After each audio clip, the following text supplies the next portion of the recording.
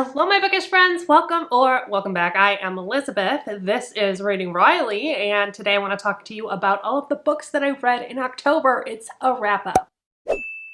This month I read 7 books, which is low for me. But I feel like I really had a chance to kind of just like sit with some of these, think about some of these, review some of these. It's kind of refreshing to not just be busting out book after book after book after book, and I can spend a little bit more time with you now talking about each one of them.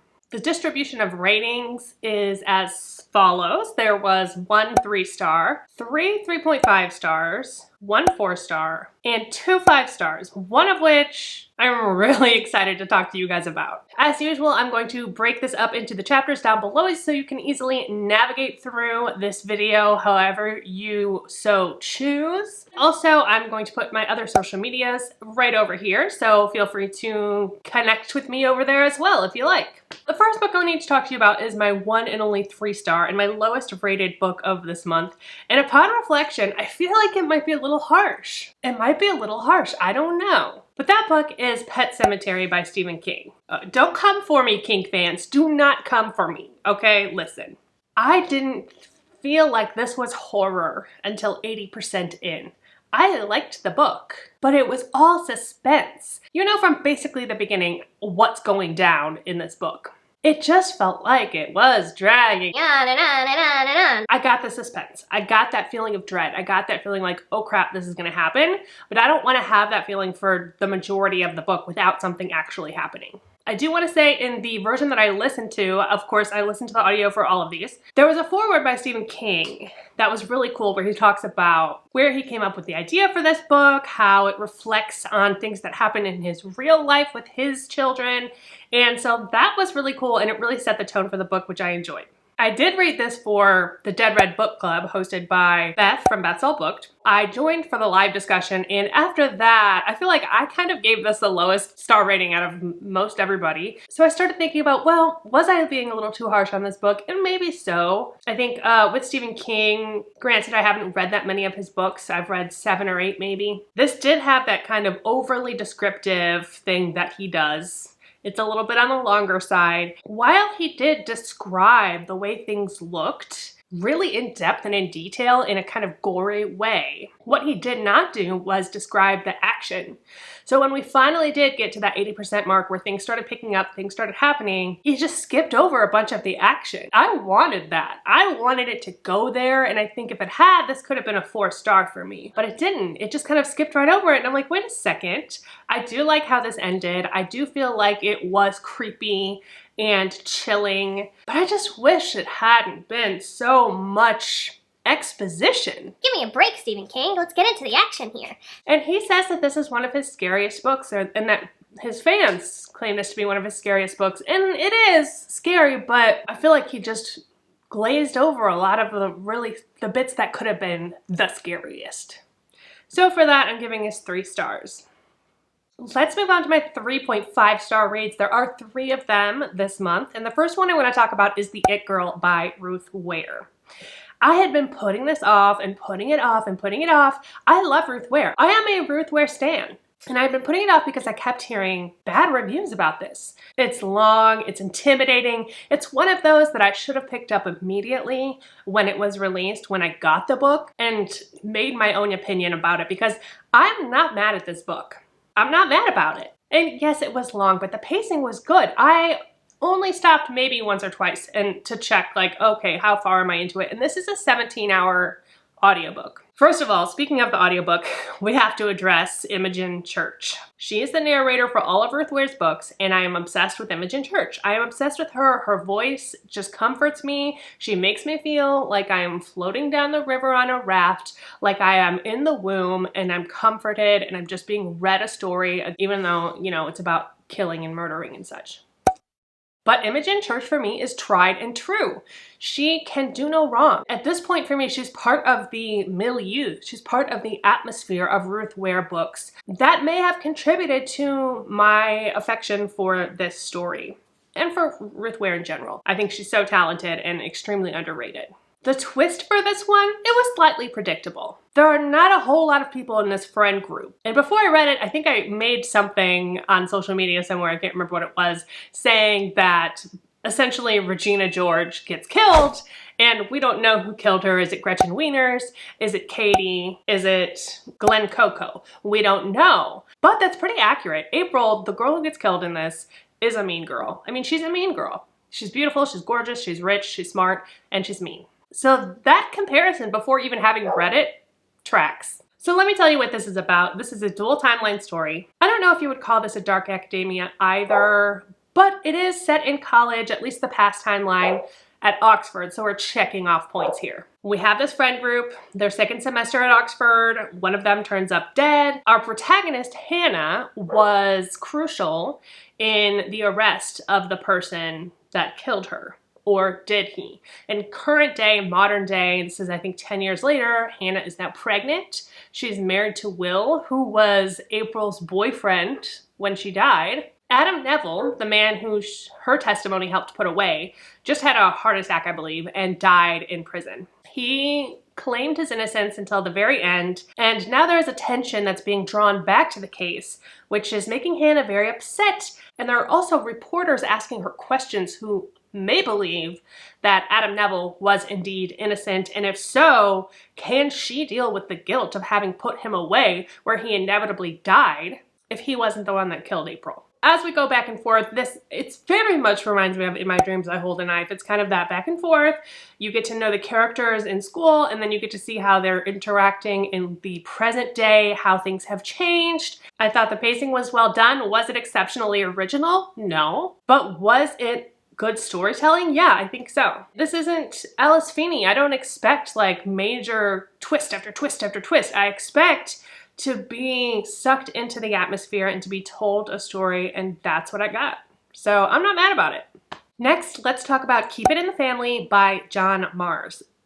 You all know I'm a huge John Mars fan. I love his writing. However, I gotta say I really miss his techno thrillers, like The Passengers. I feel like those ones stand out for me much more than his recent kind of leaning towards this domestic thriller, because his version of the domestic thriller is still good, but it kind of blends in with every other domestic thriller.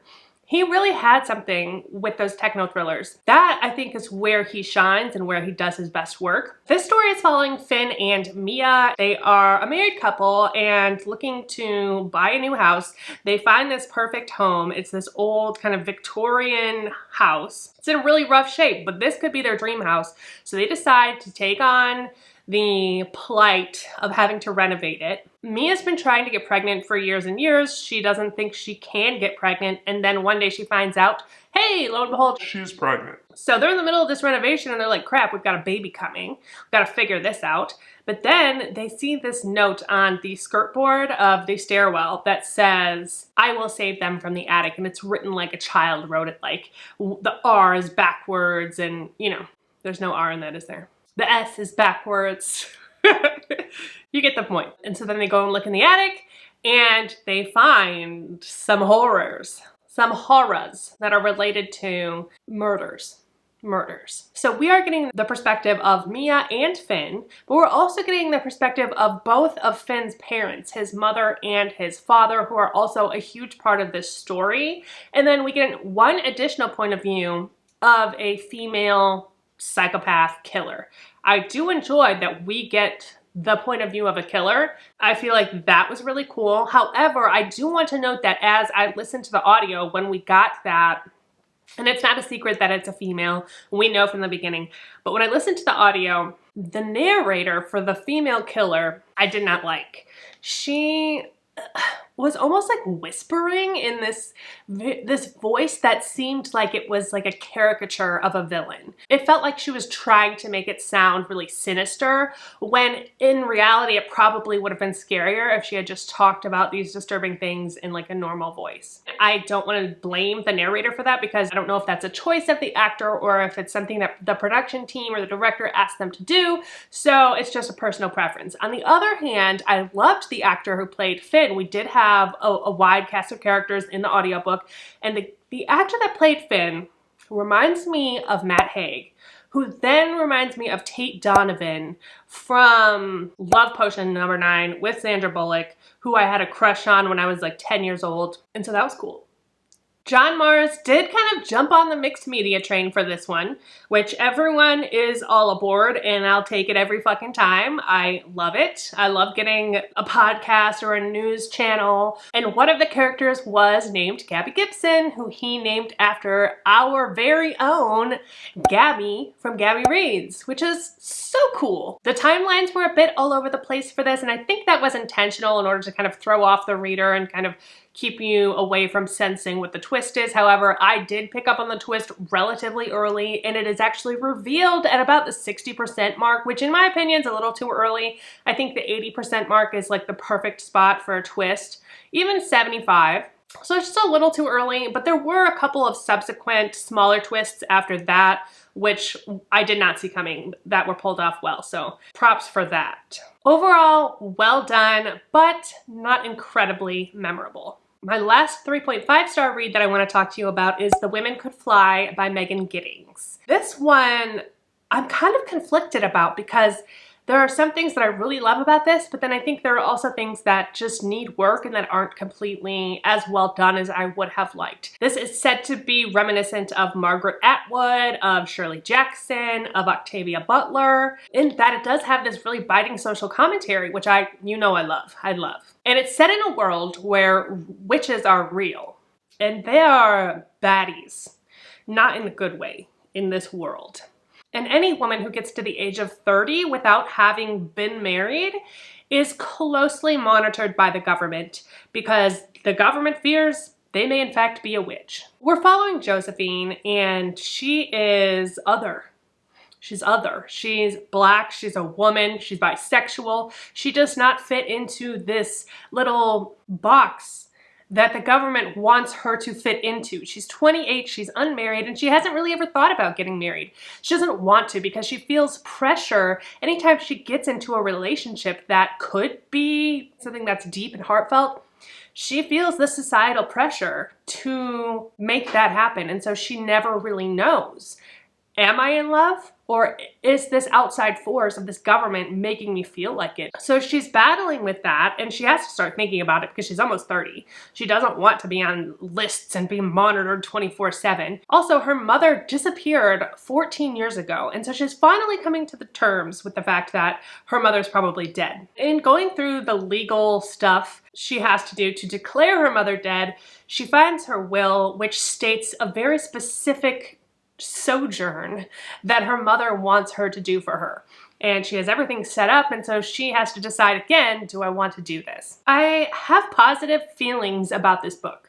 Like, I didn't dislike this in any way, but I do have some critiques. I do like Megan Giddings' writing style, and I liked the voice of Jo. I thought her voice felt real. It felt like a real whole person. What I did not love about this was the world building. The world building felt like it was really lacking.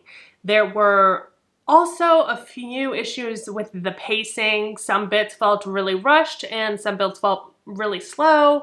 So within that, I do see room for improvement, but the social commentary in this book is stellar. And I love Megan Giddings' mind and her ideas.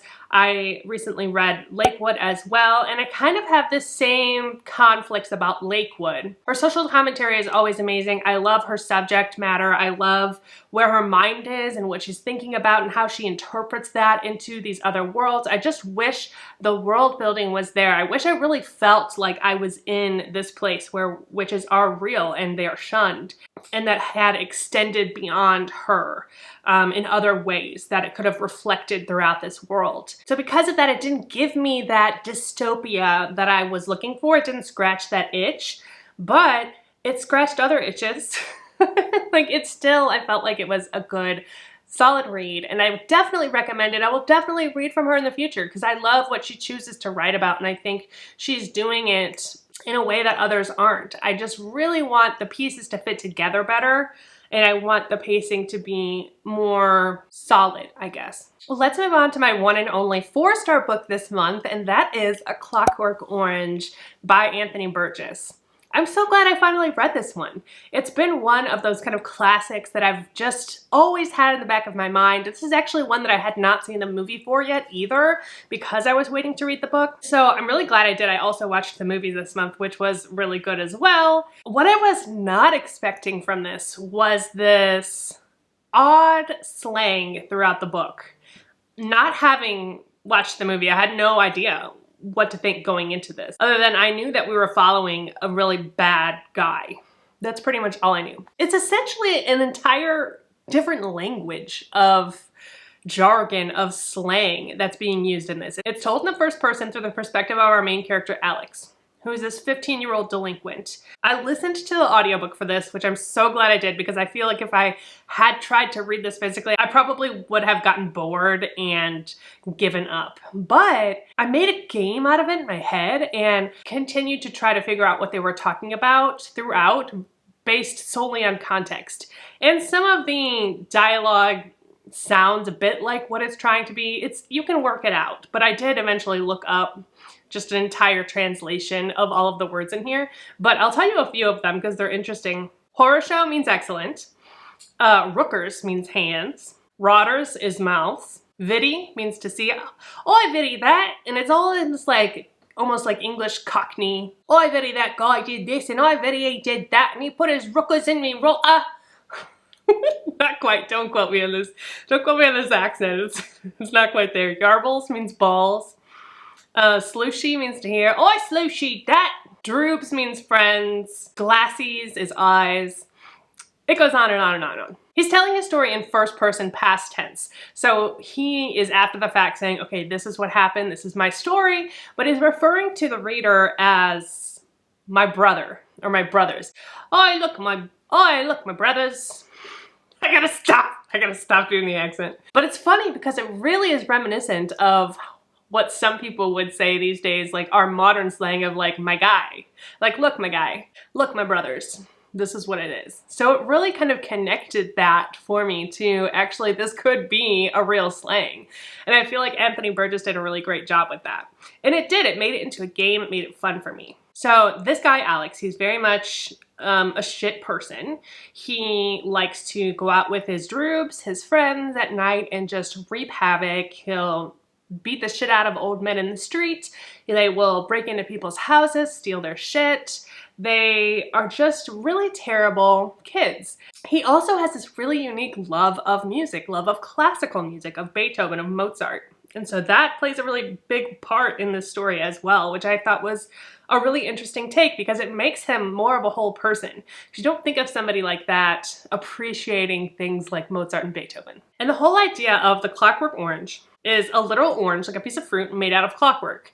It doesn't make sense. There's no juice. It's not real. It cannot be real. This manufactured, man-made thing, a piece of clockwork, cannot resemble life because it simply is not. And there's this whole discussion about good and evil and how everybody's kind of in between. But when we try to manipulate human nature, it takes away its very humanity. And so essentially Alex gets caught and they do all these experiments on him in order to try to make him into a good person. And so that's kind of where the Clockwork Orange reference comes from, which I think is really cool. It's cool to talk about, it's cool to think about. Originally, this book was published in the US with one less chapter, which is how the movie was then adapted without the last chapter. I have the version, the audio that I had was including the last chapter. Now at the beginning of this, also there is a foreword by Anthony Burgess who talks about how pissed he is that that last chapter was not included in America because it totally changes the character arc for Alex, our main protagonist. And so that entire next level thing, getting the point of view of the author that said, hey, I'm not taking credit for this because this is not what I intended artistically, and I want to make sure you know that before you read this book. So it was really interesting all around. I just thought it was a really good book, and I highly recommend it if you haven't read it yet. The movie adaptation by Stanley Kubrick was also really well done, so just generally happy with this read. Let's move on to my 5-star books. Yay! All right, the first one I want to tell you about is Faithless by Karen Slaughter. This is the 5th book, second to last book in the Grant County series, which begins with Blindsided. I will continue to tell you again and again and again and again to pick up this series if you haven't already, because it's so good. The thing I'm not going to get into details about this one, obviously, because it's the 5th in a series, but all of these can stand alone. You can read them. They each focus on a different case. They each focus on a different motif and theme, and they're so nuanced. This is why I love Karen Slaughter, is because her characters are so nuanced and they're so real. They just feel so real to me. Once again, we're following all of these different characters and solving a crime somewhere in between, and the theme of this book is abusive relationships. And I just love Sarah Linton in general, the main character of this series. There are times when she's pissed about something and I'm her fucking cheerleader. I'm in there like, yeah, Sarah, you tell him, you don't let them treat you like that, I'm her hype man, I'm everything. And then there are other times where she'll be pissed about something and I want to be like, Sarah, girl, you need to chill out. Stop being so stubborn and see past this. See with your eyes, not with your heart, not with your hurt. It's like she's my friend. I feel like she's my friend. I don't know if that sounds pathetic or not, but I feel like that. And that's why I think Karen Slaughter's writing is so special, because it does do that, and I connect to it in a way that I don't to a lot of other authors. And so yeah, I gave this 5 stars. I'm terrified to start Beyond Reach, the last book, because I know when Beth read it, she was broken and she cried, and I'm scared. I'm very scared. What are you going to do to my heart, Karen Slaughter? What are you going to do? Because I'm fragile. Handle me with care. I'm fragile. And I love these characters so much, so I'm scared. Okay, let's talk about my favorite book of this month, and potentially one of my favorite books of the year, and that's We Spread by Ian Reid. This was one of my most anticipated books of the year. I'm so glad I read it. I'm so glad I loved it. I'm obsessed with it. I did an entire vlog, just a standalone vlog with only that book, and I will put that up here and down below as well. If you haven't watched that and you want to get more details, there is a bit of a spoilery section within that, but you can easily skip over it, and it is marked. What is this book about? It is categorized as philosophical horror, and I feel like that is perfection. That fits perfectly into what I would consider this to be. And the main theme of this is aging and memory and losing your memory. So we're following Penny. She's an older woman. She lives by herself. Her partner of many, many, many years passed away not too long ago. And so now she's kind of navigating life by herself. You know, she's surrounded in her apartment by all of these treasures that she's had on her just incredible life. She's traveled the world, she's seen art, she's read books, she's read poetry, she's listened to music. She's just this very cultured woman who is starting to age. She's losing the simple pleasures in life. She can't really sleep very well. She eats this bland soup all alone by herself every night, and she just, goes through the motions of it, and she's not living anymore. One day she has a fall, and her local handyman, I guess, had made arrangements with her partner who had passed and said, okay, when she can't handle it by herself anymore, you need to send her to this place that I set up for her. He tells her, hey, look, Penny, your partner set this up for you.